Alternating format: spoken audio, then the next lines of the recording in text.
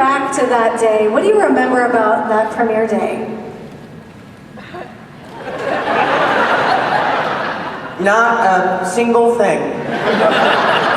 I don't remember the premiere. Do you guys? Wasn't one. I don't think there was one. There was a big screening. There was like a cast and crew screening. Yeah, but it wasn't a premiere like a traditional. I wasn't invited.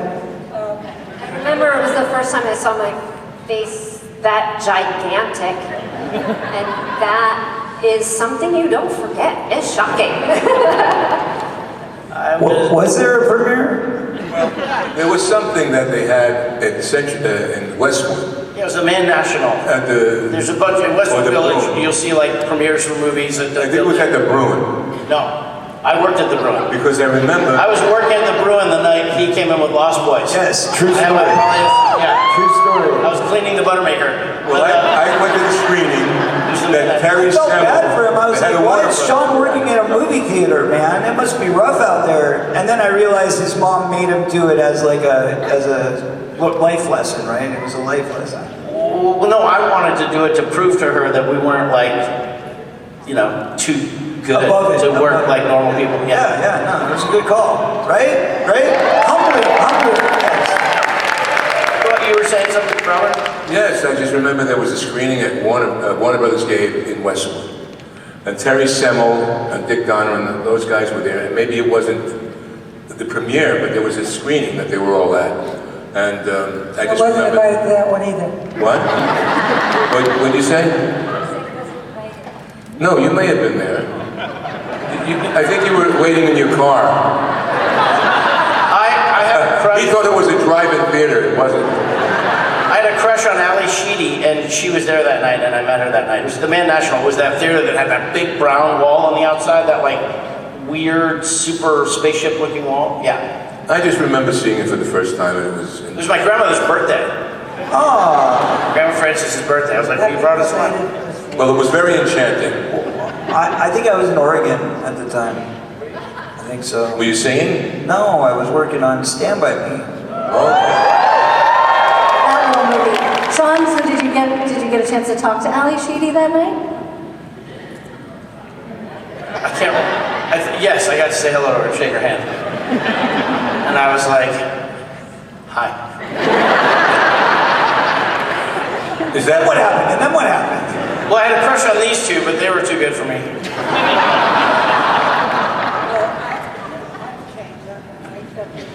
You accept my crush? What I feel for Joey Pants is a deep and abiding love that nothing can tear us under. That's sweet. You guys do feel a little bit like a family. We just rode over on a van together, and there was exactly what happens with a family. There's like joking and sarcasm and a little bit of bickering. A lot of bickering. It seems like that's kind of your vibe, and I know that there was some bickering on set when you filmed, so it's nice to see that 40 years later things don't change. Is that? No, that's why Corey and I don't sit next to each other. Joey and I have been bickering since 1970. It helps that we haven't seen each other in 4 years. Nothing but love. I know a bunch of you had actual family members on set for filming the final scenes. What do you remember about that, Corey?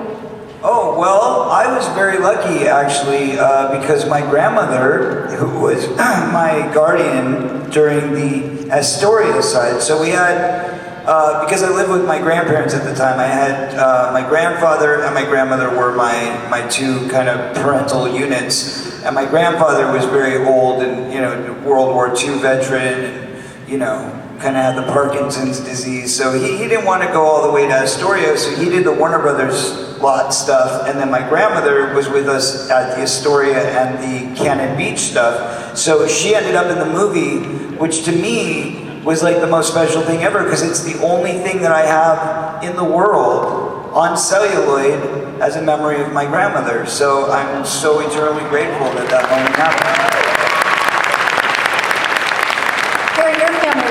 Right? Yes, my mother plays my mother, and they really didn't talk to them about that until kind of that morning, like, would you come do this? My mother's never acted a day in her life, but she's so proud of her improvised line when I take piano lessons, and she says, yes. And to this day, she tells her friends, watch the movie, and this is my line, yes. And she's very proud of that. That is so fun. When you look back at the movie, are there any moments that you watched and kind of cringe? I know for me, it's a little bit, I wish that they'd either edited out or fixed some of the continuity issues with scenes that were cut and then referenced later. You didn't like the octopus joke. It didn't make sense. I hated the octopus joke. I didn't like anything that wasn't like, it went in the basement scene, I look at Brand and I go, Josh! And they left it in. I think they were all stoned out of their mind in Burbank when they were editing the film. And they're like, no, it's great, people will love it, it's funny. I don't think that would, Sean, I think the problem was they had so much footage of everybody yelling over each other that they kind of had to go with any clear moment of audio that they had, even if it was the wrong word. Also, all those water machines, they were very noisy, so all of the dialogue was no good. So it's the only movie I worked on. We were doing ADR while we were still shooting the movie, because we had to revoice the entire. Well, not only that, but Dick Donner had a habit of yelling and talking loudly during every scene, which is, a director does that, but usually they... While you were acting. Right, in the middle of the take, hey kid, move your... Big eyes, come on, get over there, what are you doing? Also in the scene with you two, when you've got Chunk with the hand in the blender, and he's got a spoon, Dick is laughing really loud, and it's on the soundtrack. Yeah, but you gotta realize, I noticed that too. silent movies, the directors did that all the time.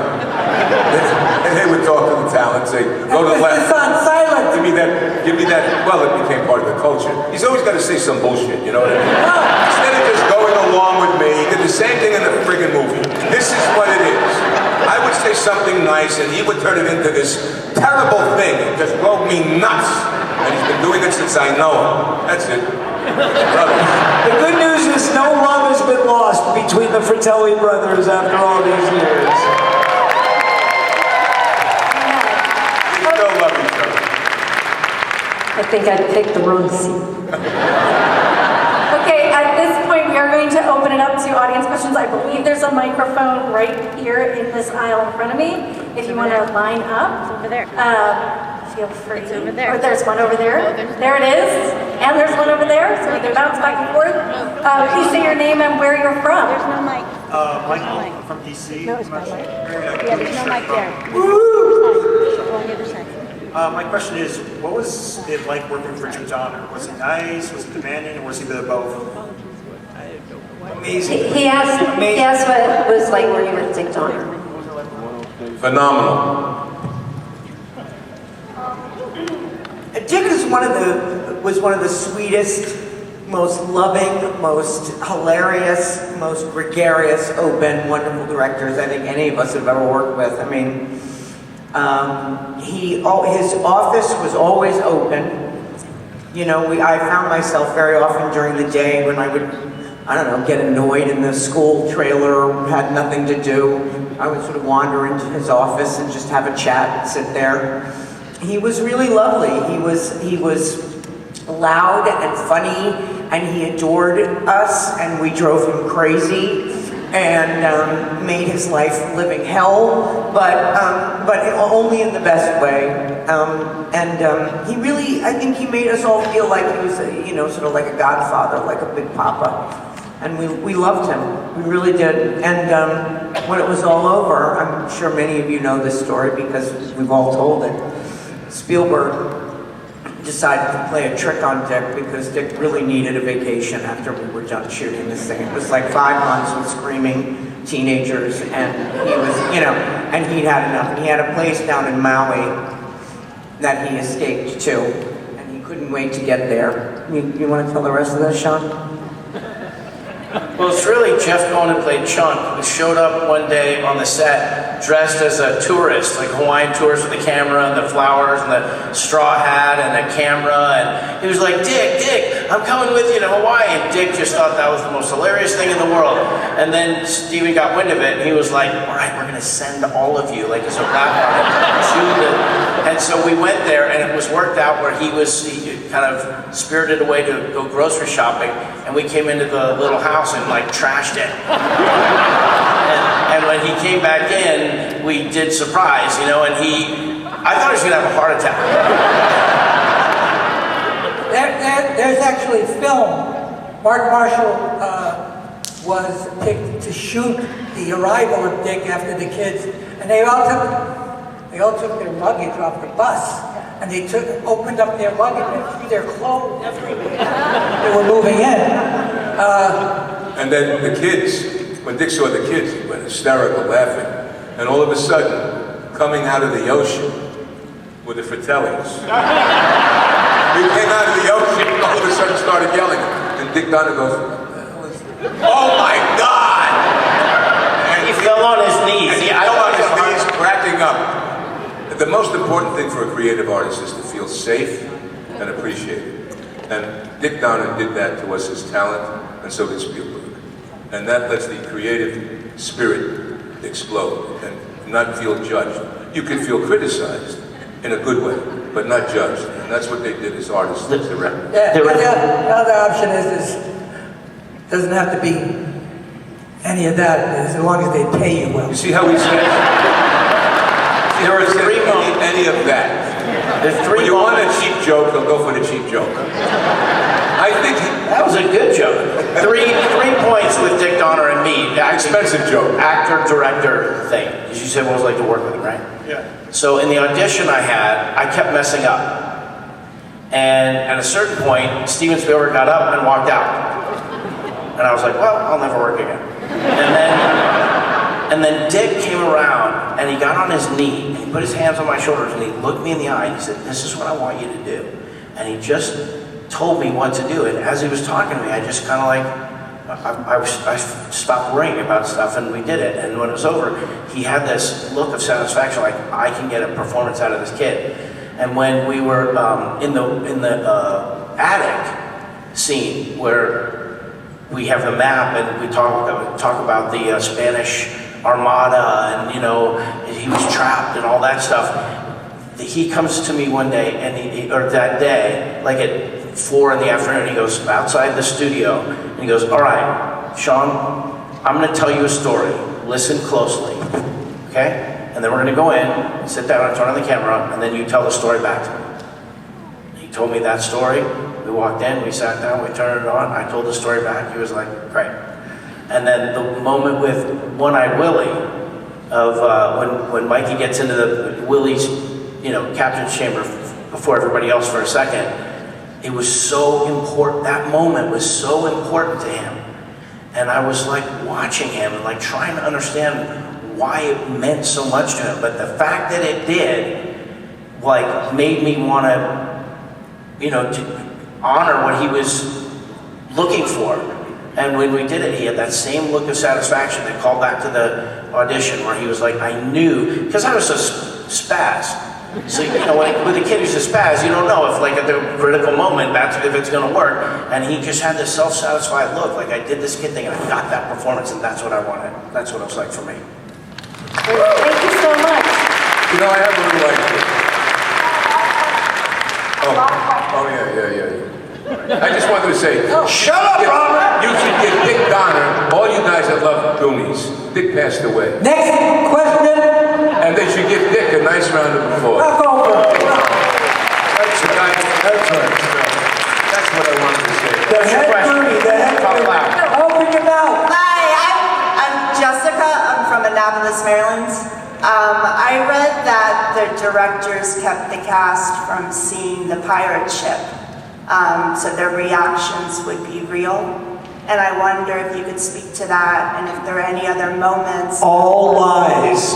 Don't believe anything you read on the internet. No, I'm just joking. Were there any other moments like that that were unrehearsed or authentic that kind of made it into the film? a lot of what we did was improvised because that was part of what made the magic happen, right? Because one of the gifts I believe that Richard and Steven, since we got to work with both of them, offer is that they will let the camera run and they will let people get into the moment beyond the page, which a lot of directors, especially these days, don't do. They want it very specific. They want it the exact line reading, the exact movements. Everything is tailored. And what they would do is they would say, here's the situation, I want you to do your scene, I want you to deliver the lines, and then we're gonna just leave it open and just take it wherever you take it, and then that would happen.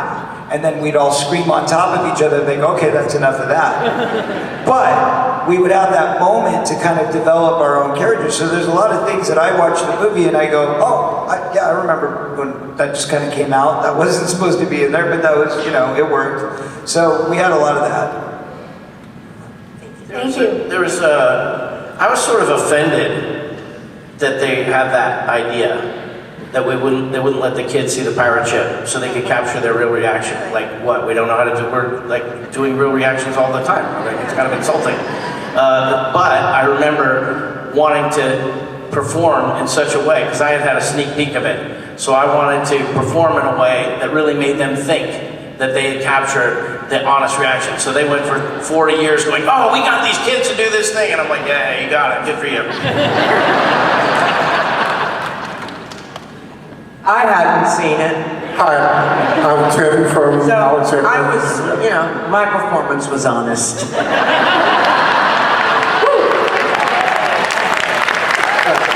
Hi, I'm Tim from Alexander, Virginia.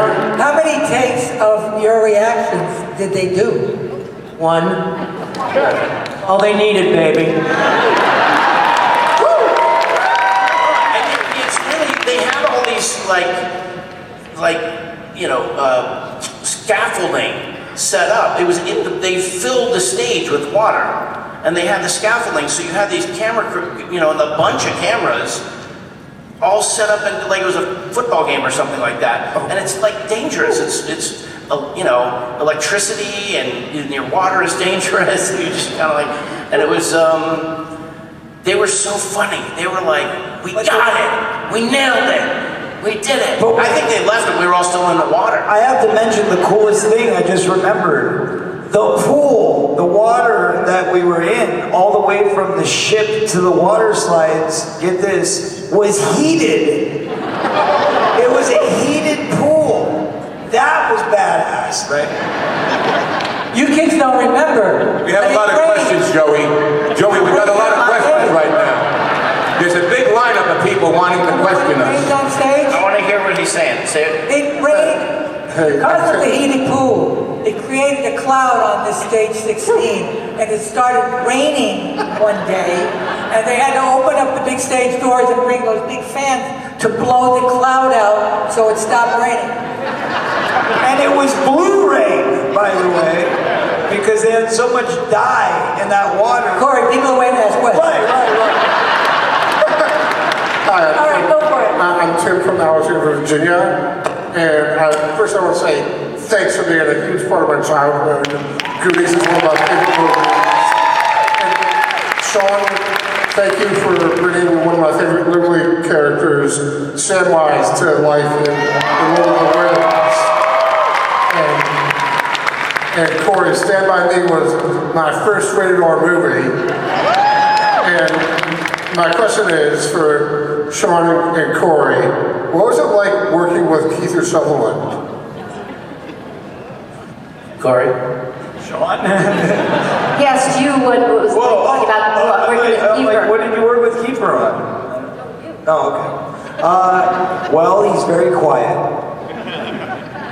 Very quiet. As quiet as he is in both of those characters, that is a summary of him. He would isolate a lot, so he was always kind of sitting in, I remember he would be sitting in the booth at the restaurant at the hotel, and he'd be sitting there by himself.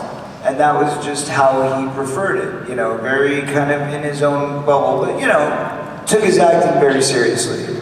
So, I think I did 7 or 8 episodes of 24, and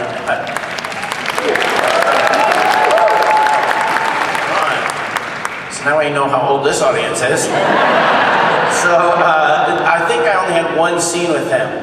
And it was like he said, he was very quiet and shy, and then when the scene happened, it was really intense. And when it was over, I saw him socially once, later, or I don't know, at some point, and he was really into music and into like managing a band, and like he was really cool. But in the set environment, he was a little, yeah, I think isolated is a good word.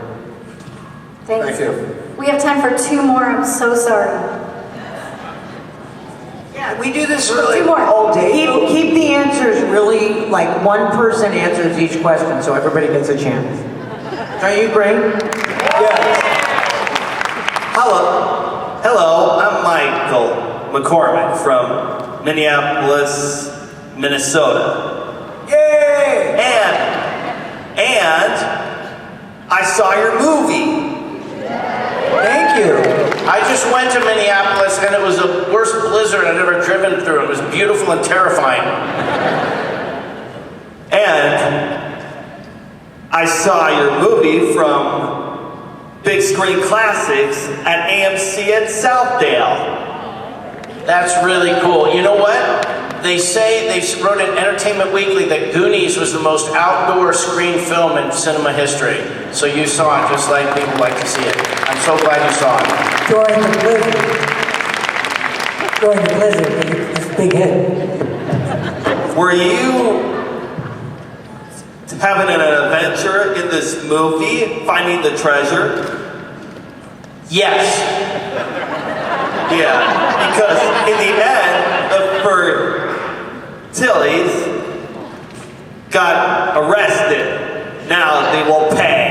That's right. Yes, they will. Thank you so much.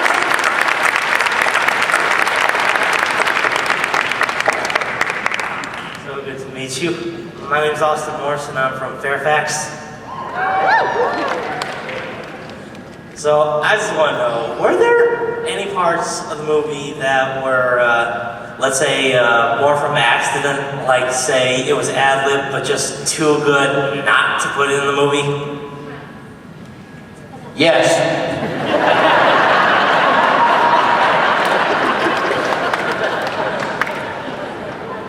Well, what?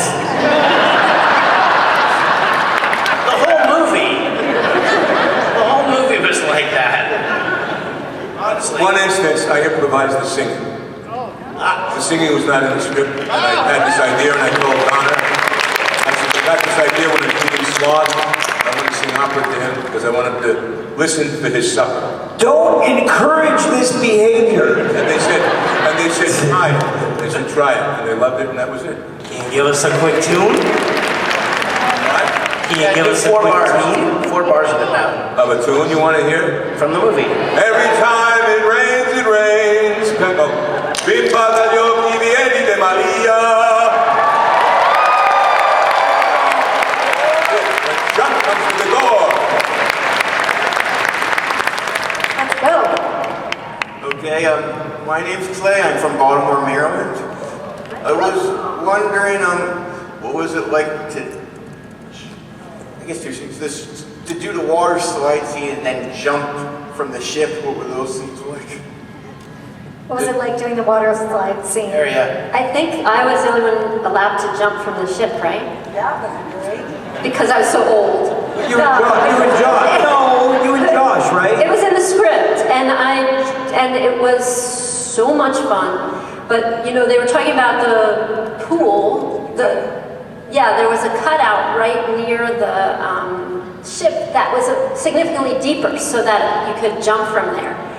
And the first take, kind of jumped.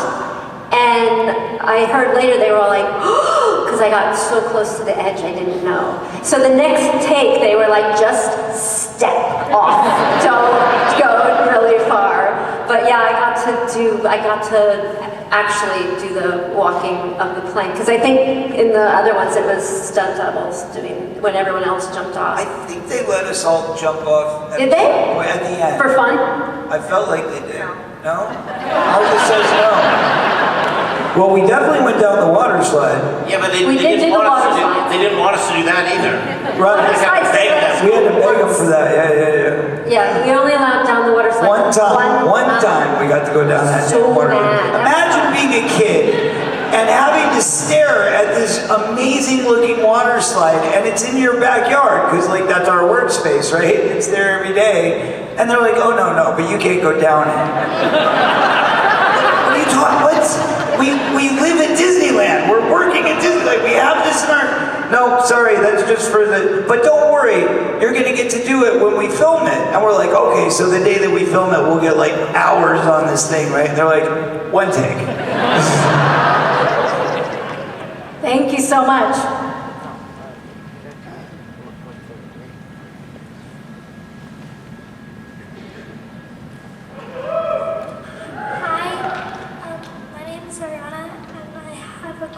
For Sean Astin.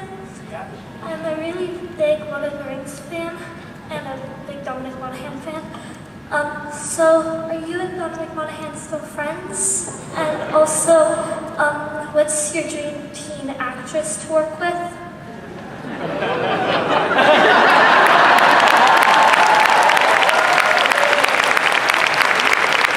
I was in Stranger Things and I didn't get to work with Millie Bobby Brown. That was a bummer. But the kids were incredible on that one. So thank you for liking Lord of the Rings.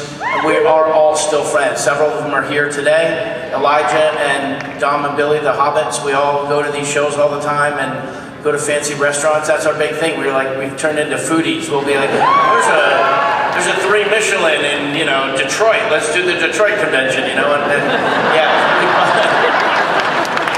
Okay. Thank you. All right. My name's Jeremy. I'm from Washington, D.C.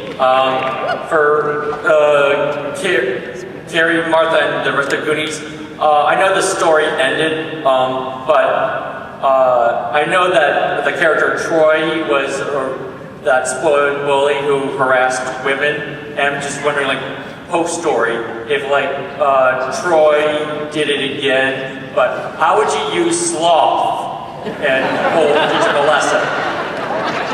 So he wants you to deploy Sloth as a bodyguard type with Troy, who's continued to regress into bad behavior.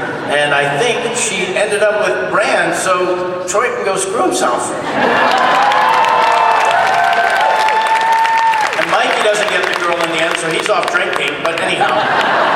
Would you play a prank? What? A prank, sort of like a practical joke to teach him a lesson. That's a good idea. Yeah, it's a great idea. I would. Oh, that's a good idea. I would sloth factor into it. So right now you are requesting some improvisational creative writing on the spot. Okay. Hey, They'll have to think about it. live the dream. Live the dream. We have time for Because you may be a writer of the future, right? This is how it starts. Well, my trick on him wouldn't be playful. I would slash his tires. See, They could Sean's send- good on the spot. She could send the Fratellis after him and we could give him a beating. You know what I mean? For real, this is the last one. I'm so sorry. Absolutely. Hi, my name's Miriam. I'm from the DMV. This question is for the whole cast. How did it feel when you found out that you actually nailed the audition, got the part in a Spielberg film, and how did it feel to film the organ scene? Great last question. Well done. How did it feel to do? Okay, so I don't think I really believed it when I got the part. I remember after meeting, I had 3 different auditions, and I remember after the 3rd one, I was telling my friends, I started crying, and I was like, I blew it. And he said, I bet you got it, and I thought he was crazy. And then when I think, I sometimes still can't believe it to this day. The organ scene was, first of all, that set, that piano was incredible. Every single key was a finger, of bones. You guys seen it, so I guess I don't have to describe it. In person, it was amazing, and I remember they belted us in, remember, because we were, falling. Now, the floor did fall, but only a couple of feet, and then they did the green screen under there, and that's what made it look like forever. But I think because between the smoke and all of us strapped together, and I don't know if you guys remember, but we were always kind of like scared, so you're like, taking these deep breaths, and they always had that smoke, and so it felt like, it felt woozy. I got woozy a couple times in those caves, and so it was it felt very real. It was very scary, and also fun. It was cool, like Raiders of the Lost Ark. You're in this chamber and stuff, so it felt like an adventure, but it was uncomfortable because of those wires. It's like I remember wishing we didn't have to have the wires, but you did need them. And we got to have a little moment together that was kind of funny, so I like that. Thank you all so much. Before we wrap up, I think there is one question that everyone in this room has, and so that's right, there it is. Are you guys in for the sequel that was announced on Valentine's Day? Can I ask a question to the audience? Do you want us to be in the sequel?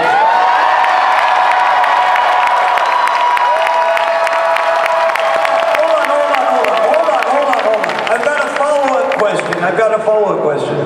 Will you see Goonies 2 if we're not there? You didn't let me finish. Will you see Goonies 2 if we're not in it? That's a bummer. I think we all know they are going to see Goonies 2 whether we're in it or not. I think that's pretty obvious. At least I hope you will. A question for us, are we rooting for the success of it whether we're in it or not? Yeah, absolutely. 100%. We love Steven, we're happy that he's engaged and he's back in the Goonie mindset, so that's exciting for all of us. And whatever happens, we hope that it's worth it, right? We hope everybody has a great adventure. Keep the adventure alive. Thank all of you. Hey, one last thing. Hold on. One last thing.